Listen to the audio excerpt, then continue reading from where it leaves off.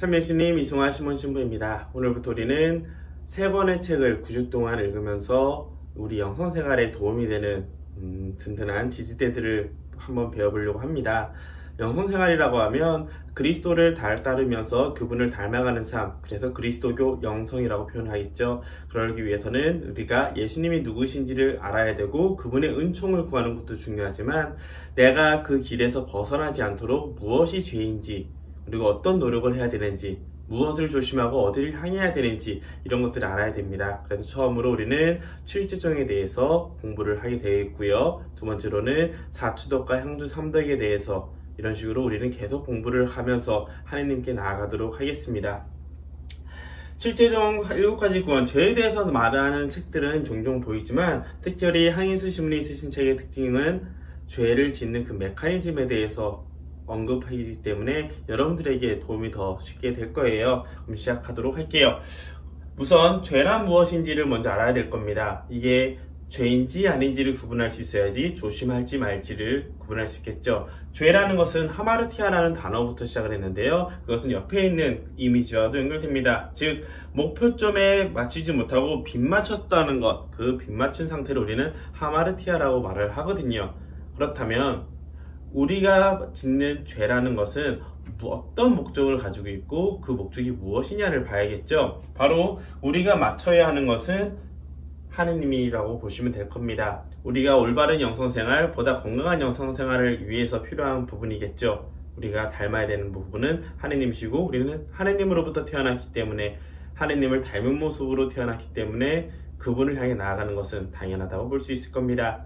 따라서 이것이 죄인지 아닌지 구분할 때는 내가 하느님을 향해 나아가는지 아니면 하느님의 뜻이 아닌 다른 길로 가는지를 구분하면 될 거예요. 즉 하느님으로부터 멀어지는 길을 내가 선택할수록 우리는 유혹에 빠지고 죄의 상태에 나아간다고 볼 수 있을 겁니다. 일례로 초등학생들이 고해성사하면 이런 죄를 많이 고백을 해요. 부모님의 말을 잘 안 들었습니다. 이것이 하느님과 어떤 관계가 있을까요? 1차적으로는 하느님과 관계가 없기 때문에 그건 죄가 아니란다 얘기도 할 수 있겠지만 보다 넓게 해석을 하면 십계명에서 부모님을 효경하라는 얘기가 있잖아요. 부모님을 공경하는 자세가 할 줄 모르는 사람들은 많은 경우 하느님을 올바로 모시지 못하는 경우도 많습니다. 마찬가지로 하느님을 모시듯 부모님을 모시고 부모님을 통해서 하느님의 모습을 발견하지 못했기 때문에 그래서 이 아이는 죄를 지었다라고도 얘기할 수 있겠죠. 이런 것처럼 이 사람이 죄인지 아닌지 구분을 하기 위해서 도와주는 것이 사제들이고 꾸준한 고해성사를 통해서 주기적인 고해성사를 통해서 나의 영성생활을 돌아보는 것은 우리에게 굉장히 중요한 포인트가 되겠습니다. 그러면 죄는 성서에서 어떻게 나타나느냐? 구약 성서에서는 주로 행위의 차원으로서 내가 그것을 했냐 안 했냐를 따집니다. 반면 신약 성서에서는 이것을 완성하는 개념으로 그런 마음을 동일했냐 아니냐로 들어가죠. 왜냐하면 우리의 생각은 말이 되고 말은 행동이 되고 습관이 되고 우리 삶으로 되잖아요. 마찬가지로 우리의 마음속에 담긴 것이 무엇이냐 그리고 어떤 방향성을 살아가느냐는 결국 나의 삶 자체를 만들어가기 때문입니다. 따라서 죄라는 것은 행위의 차원에서도 이루어지지만 마음의 차원에서도 이루어진다는 것, 그리고 이 죄들의 이런 여러 가지 차원을 통해서 봤을 때도 결국 그 뿌리가 되는 것들은 내 마음속에서 내가 어떤 선택을 하느냐, 하느님을 향한 사랑을 선택하느냐, 다른 사랑을 선택하느냐에 달려있다는 것을 알 수 있습니다. 그래서 이 그림을 보면 좋은데, 나 너무 잘해서 자랑스러워하는 자기 칭찬 있잖아요. 어느 정도 나를 인정해주고 하는 건 굉장히 좋지만 나만을 사랑하게 된다면 하느님이 아닌 나만 보게 되고 결국 그것은 자칫 교만의 죄, 허영의 죄 이런 식으로 죄로 빠질 수 있는 위험성이 있다는 것을 기억하면 좋을 것 같습니다. 그런데 웃긴 거는 죄를 지음으로써 우리는 하느님을 복된 죄가 있었다고 표현을 해요. 참 신기하죠. 죄라는 것은 하느님으로부터 멀어지는 건데 죄를 지을수록 하느님을 더 느낄 수 있다고 합니다. 그 이유는 여기 중요한 단어가 이건데요. 우리가 회개를 했을 때 다시 내 마음을 돌려서 하느님을 바라봤을 때 내가 어떤 상태인지를 깨닫고 다시 하느님의 사랑을 선택하게 되었을 때 그럴 때 비로소 우리는 하느님을 알고 찬미할 수 있기 때문에 그것은 복된 죄가 된다고 합니다. 막연히 죄를 계속 지은다면 그것은 정말 하느님부터 계속 멀어지는 일이지만 내가 잘못했다는 걸 깨닫는 순간 다시 마음을 돌린다면, 그리고 이것이 죄인지 아닌지 깨닫고 하느님께서 원하시는 것이 무엇인지를 보다 많이 깊이 깨달을수록 우리는 그분을 찬미할 수 있고 그분께 다가갈 수 있기 때문에 그것은 복된 죄가 됩니다. 그래서 우리가 많은 죄를 지어봤을 때 더 하느님을 나아갈 수 있다고 표현하는 것은요, 일부러 죄를 지라는 것이 아니라 내 삶 안에서 이것이 하느님이 원치 않았다는 것을 깨달을 수 있도록 꾸준히 나를 성찰하고 돌아보면서 나아갈 때 하느님의 사랑을 더 많이 담을 수 있다는 뜻으로 이해하시면 좋을 것 같아요. 주요 포인트, 회개를 할 때 죄는 복된 죄가 될 수 있다는 것, 이것은 꼭 기억하면 좋겠습니다. 그러면 이제부터 본격적으로 중요한 내용을 말씀드릴게요. 그렇다면 우리는 죄를 어떻게 짓느냐? 단순히 내가 아무도 모르는 상태에서 누군가를 툭 쳤을 때 이건 죄냐? 라고 표현한다면 그렇지 않다고 얘기할 겁니다. 그 사람한테 어느 정도 피해와 아픔이 가더라도 이것은 내 의도도 아니고 우연찮게 벌어진 거기 때문에 온전히 말해서 죄라고 말할 수는 없어요. 하지만 알면서도 그랬다면, 어떤 상황에 왔을 때 내가 해야지 라는 생각만 가진 것도 아니라 실천을 했을 때 우리는 온전히 죄라고 표현할 수 있을 겁니다. 그래서 신부님은 다음에 4가지 단계로 죄를 설명을 해요. 첫째, 제한. 이것은 환경적인 요소로 어떤 상황이 나에게 다가옵니다. 그래서 저는 그 상황을 바라보면서 어떤 선택을 할지 결정하게 되겠죠. 그리고 그 결정하는 과정은 대화입니다. 이것을 A라는 걸 선택했을 때 어떻게 될까? B라는 걸 선택할 때 어떻게 될까? 그리고 난 다음에 그래서 이게 더 낫겠다라고 동의를 하면 죄에 빠지게 되는 것이죠. 실제로 이런 식으로 이해하면 좋을 것 같아요. 많은 사람들이 친구들끼리 모였어요. 그러면 흔히 누군가의 실수, 그런 것들을 얘기하면서 분위기를 좋게 만들려는 생각도 있을 겁니다. 그래서 그 모임에 갔을 때 어떤 환경에 처했죠? 사람들이 좀 서먹서먹할 때 일부러 내가 조금 가벼운 모습을 보여준다든지 하면 누군가의 실수를 가지고 장난을 친다든지 부각시키든지 이런 선택을 하는 것은 과연 나한테 좋을까? 이 모임이 좋을까? 이런 식으로 고민을 하게 됩니다. 그리고 대화를 하고 이 분위기를 부드럽게 만들기 위해서는 약간 누군가를 놀리면서 서로 웃는 게 낫겠구나 라고 생각하면 당사자에게 죄를 짓게 되는 것이죠.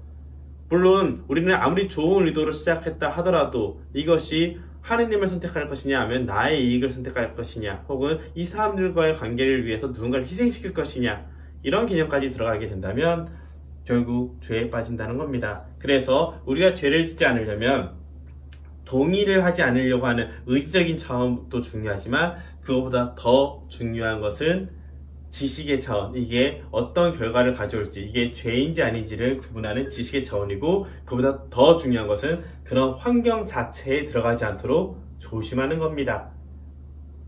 영성 하느님을 바라보다라는 책을 통해서 우리는 생각할 수 있는데요, 초심자들에게는, 그리고 정화의 단계에 있는 사람들은 하느님께 나아가기 위해서 유혹에 함부로 맞서지 말고 유혹거리를 아예 피하라고 합니다. 마찬가지로 우리가 아무리 의지가 강하더라도 몸의 컨디션이나 그날 분위기에 따라서 아차하는 순간에 죄를 짓게 되거든요. 그렇기 때문에 그 환경 자체를 가지 않는 것, 가더라도 머릿속으로 충분히 생각하는 것, 그리고 의지적으로 선택하지 않으려고 하는 것, 이 3가지 자세가 있다면 우리는 죄를 짓지 않게 되겠죠. 그렇기 때문에 죄를 졌다는 것은 결국 나의 선택에 따른 결과라는 것, 분명히 인식하면 좋을 겁니다. 그 환경에 가는 것도 나의 선택인 것이고, 그거와 타협을 보는 것도 나의 선택이고, 내가 움직이고 선택했다는 건 역시 나의 선택이라는 겁니다. 이걸 생각하면은 어떤 죄를 지었다는 것은 단순히 우연찮게 벌어진 것이 아니라 내 마음속에서 수많은 생각과 결정들이 이루어진다는 것을 볼 수 있을 거예요.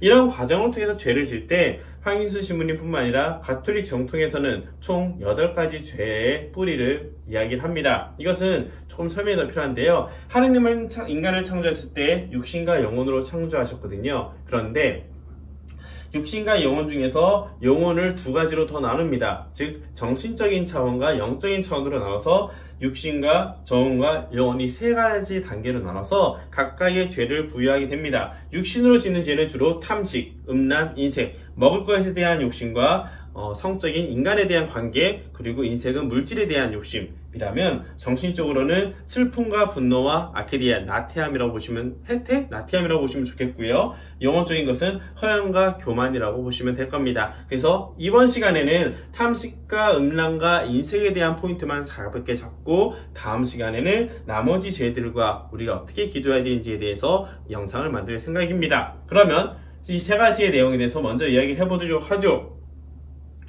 자, 아까 전에 방금 전에 설명한 것처럼 음식과 성에 대한 그리고 물질에 대한 이거를 탐식과 음란과 탐욕이라고 표현을 합니다. 그중에서 첫 번째는 탐식이고요, 두 번째는 음란, 그리고 세 번째가 탐욕인데 참 재밌는 게 있어요. 사람은 육신을 가지고 있기 때문에 계속 살기 위해서 먹어야 됩니다. 그래서 먹는 것을 내가 얼만큼 다루느냐에 따라서 음식 자체에 대해서 너무나 큰 사랑이 있어서 과식을 하거나 대식을 하는 것도 문제일 거고, 내 몸을 관리를 못할 정도로 적게 먹는 건 역시 내 몸을 망치는 거겠죠. 두 번째, 사람을 대할 때 이 사람을 내 소유로 만들 것이냐, 함께 동등하게 인격적으로 대할 것이냐, 이런 건 역시 음란의 죄에 포함된다고 합니다. 단순히 성적인 그런 것이 아니라 이 사람에 대해서 인격적인 대우를 할 것이냐 말 것이냐, 이 사람을 내 소유로 만들 것이냐 말 것이냐, 이 관계가 되겠고요. 탐욕은 먹는 것과 관계적인 욕구가 채워지면 이제 세상 물질에 대해서 관심을 가지게 됩니다. 즉 세상에 있는 것을 나를 위해서 쓸 것이냐, 모두를 위해서 쓸 것이냐, 혹은 내한테 넘쳐나더라도 필요 없는 것도 혹시 모르니 계속 추구할 것이냐, 나눌 것이냐, 이런 거의 선택에 따라서 우리의 육신의 세상과 나와의 관계가 정해지게 되겠죠. 그렇기 때문에 각각의 죄에 대해서는 특별한 필요성을 덕목들이 필요합니다. 당연히 탐식에서 필요했던 것은 이 나머지에도 다 필요한 거겠죠. 음란에서 필요한 것은 그 다음 단계에서도 필요한 거겠고요. 그래서 탐식, 먹는 것에 대한 욕구를 조심하기 위해서는 스스로 절제와 단식을 통해서, 즉 나한테 필요한 것과 아닌 것을 구분할 수 있는 절제와, 그리고 일정 순간 나를 속을 비우면서 적게 먹거나 아예 안 먹으면서 나한테 반드시 필요한 것과 있으면 더 좋은 것을 구분해내는 자세, 이 두 자세가 있을 때 우리는 탐식의 죄로부터 자유로워질 수 있다고 표현을 합니다. 사실 저는 이게 제일 어려워요. 두 번째, 음란, 사람에 대해서는요, 절제, 마음의 절제와 마음의 순결과 육체의 절제가 필요하다고 해요.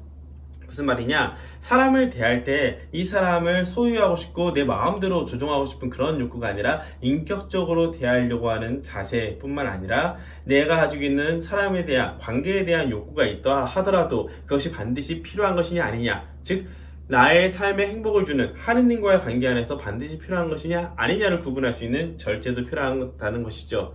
특별히 우리는 몸을 가지고 있는 존재고 사회적으로 함께 살아가는 존재이기 때문에 이 음란의 뿌리는, 죄의 뿌리는 우리가 죽을 때까지 늘 따라다니게 될 겁니다. 단 그렇기 때문에 오히려 우리는 일생평생 동안 하느님에 대해서 기도하고 은총을 청하면서 나아가는 오히려 복된 자가 될 수도 있겠죠. 세 번째로, 탐욕은 물질에 대한 욕구라고 했잖아요. 탐식과 음란과 마찬가지로 탐욕일 때는 절제가 필요합니다. 단 탐욕과 반대의 말은 소유를 계속하려는 그런 욕심과 반대의 말은 만족이라고 해요.